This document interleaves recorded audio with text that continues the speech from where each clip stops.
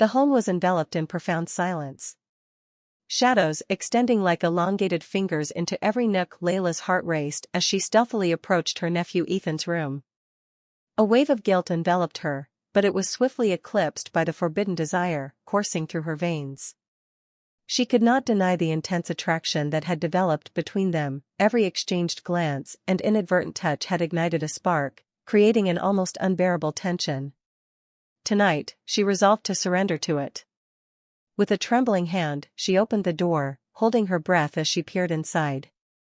The room was illuminated by the soft glow of moonlight filtering through the curtains, casting an ethereal sheen over Ethan as he slept soundly in his bed. He appeared serene, sprawled on his back with one arm resting above his head, his chest rising and falling with each steady breath. Layla's heart accelerated as she watched him scrutinize every aspect of his young figure.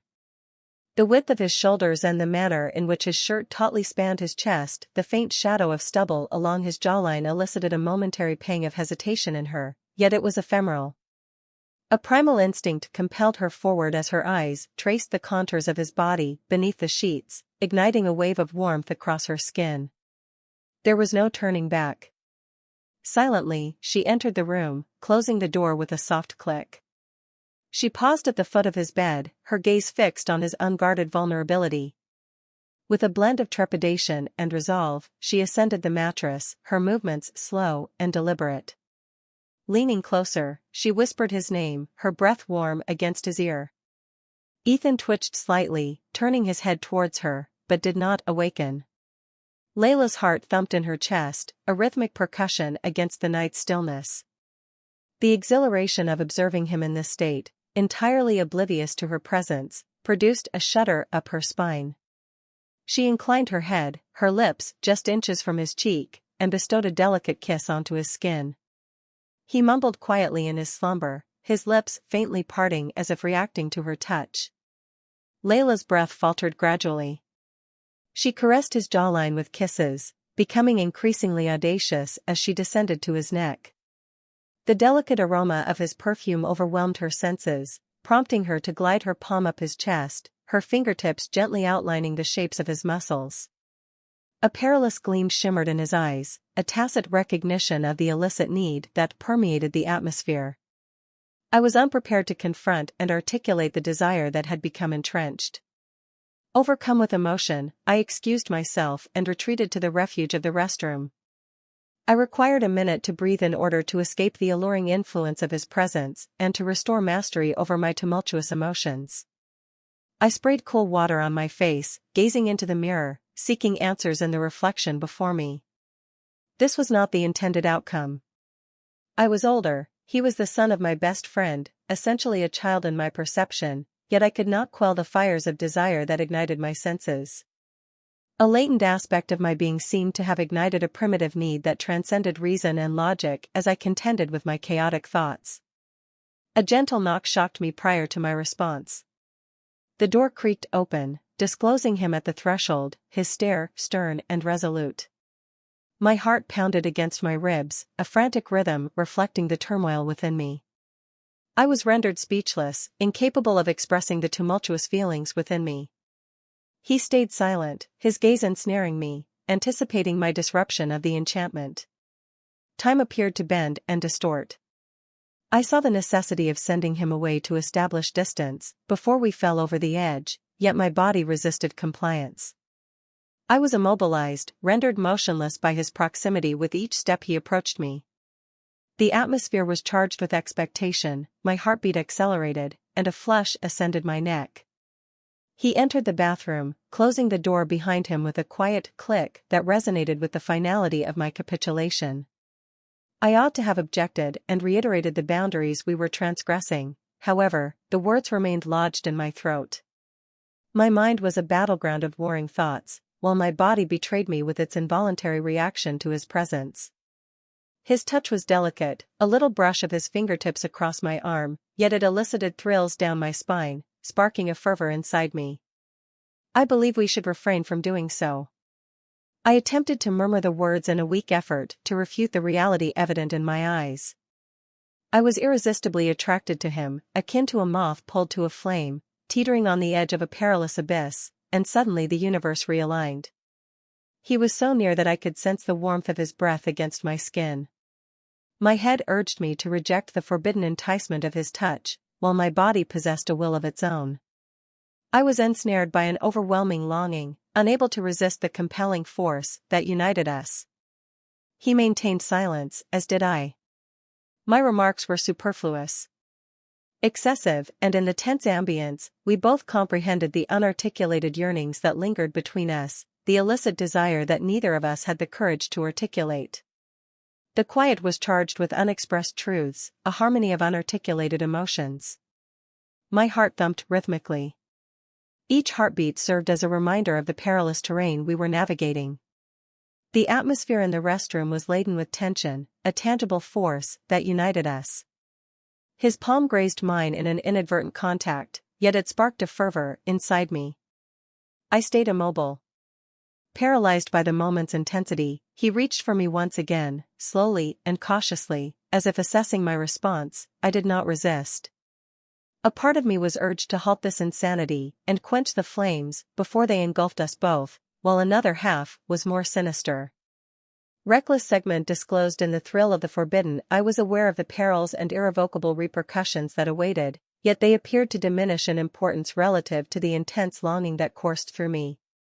All the justifications for this being erroneous, together with the possible anguish and sorrow, dissipated from my consciousness. My whole focus was on him, his penetrating stare, his touch, and the manner in which my body responded autonomously to his scrutiny. I inhaled deeply, pursuing stability that escaped me. The tension between us escalated, becoming as tense as a tightly coiled spring. He advanced another step, his hands gliding up my arms, eliciting a little shiver of electricity up my spine. I yielded to the sensation, inclining towards his contact, reveling in the warmth of his body. The intoxicating heat of need surged within me, and the knowledge struck with unquestionable force, yet swiftly thereafter, a wash of remorse engulfed me. This was not only an individual, this was my closest friend's kid, whom I had known and cherished from childhood, and who placed unwavering faith in me. If I yielded to this desire, I would betray that trust, and the guilt would perpetually torment me. I withdrew slightly, disrupting the enchantment. He gazed at me. Confusion obscuring his face, his eyes sought mine for an answer for a heartbeat. I contemplated surrendering to the moment, allowing it to engulf us, yet I refrained. I would not. We are unable to do so. I murmured the almost perceptible syllables. This is incorrect. He stood there, silent, with his hands poised near mine. The unarticulated inquiry hung in the atmosphere. He remained still, perhaps imploring me to reconsider, although I was unable to do so. Regardless of the intensity of my inner yearning, I could not permit this to occur. I compelled myself to withdraw, establishing a distance between us. The enchantment was dispelled, the tension dispersed like smoke, and the heat that had accumulated between us vanished, resulting in a profound emptiness. His eyes were clouded with disappointment and perplexity, while a sense of shame stabbed my heart. Nonetheless, I was aware that I had acted correctly.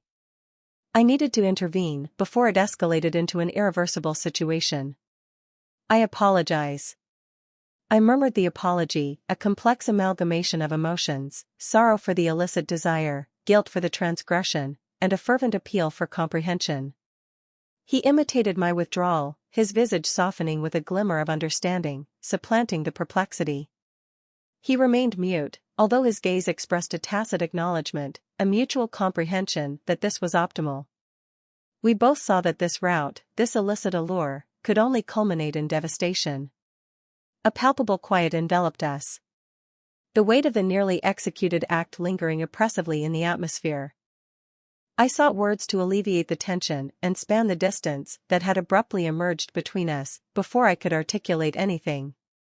He disrupted the stillness. I comprehend his quiet assertion, his voice calm and soothing, that it is okay. I responded, but the words seemed insincere. In fact, I was uncertain how to traverse this landscape or reconcile my emotions with the realities of our circumstances, although I recognized the necessity to suppress the illicit yearning that threatens to engulf me. I must depart," I whispered, unable to endure the burden of his presence any further. The recollection of our imminent disobedience was too vivid and unrefined. He made no attempt to prevent me. As I exited the washroom, a sense of remorse, or maybe something more, stabbed my heart when I just stepped aside to allow me to pass. My thoughts surged as I recounted the recent events, but, among the chaos, I held firmly to the conviction that I had made the correct choice to flee before yielding to temptation. Departing the home did nothing to assuage the turmoil within me before I transgressed a point of no return. The recollection of our meeting tormented me. The unattainable object of our desire perpetually eludes our grasp. I pondered the implications of not having ceased. What if I had capitulated to the allure? However, I was acutely aware that the answer would have constituted a disastrous error, one that might have jeopardized my relationship, my tranquility, and all that I cherished. Despite the persistent stress and unresolved inquiries, I recognized that I had made the correct decision by departing. The subsequent days were agonizing. I was unable to evade the recollection of that time in the restroom, his visage, his caress, the compelling attraction between us. I evaded my closest friend's residence, eager to establish space to quell the embers of my illicit want, although the recollections persisted as a perpetual reminder of my imminent infraction. I saw the necessity to re-establish authority. This was beyond my own concerns, it pertained to my friendship and the confidence bestowed upon me. I could not permit a moment of vulnerability to obliterate everything. Ultimately, I encountered him once again. The tension persisted, a slight undercurrent under the surface, yet it had changed. I had made my decision, and I saw that any transient gain was not worth the catastrophic repercussions. We never discussed the events that transpired, and I could perceive that he had also progressed, despite the difficulty. I was confident I had made the correct decision. Certain boundaries should not be crossed. A portion of me will perpetually contemplate the possibilities. However, I recognize that departing was the sole decision I could accept. Have you ever encountered a comparable situation? How did you manage the temptation? What counsel would you offer to an individual grappling with illicit desires?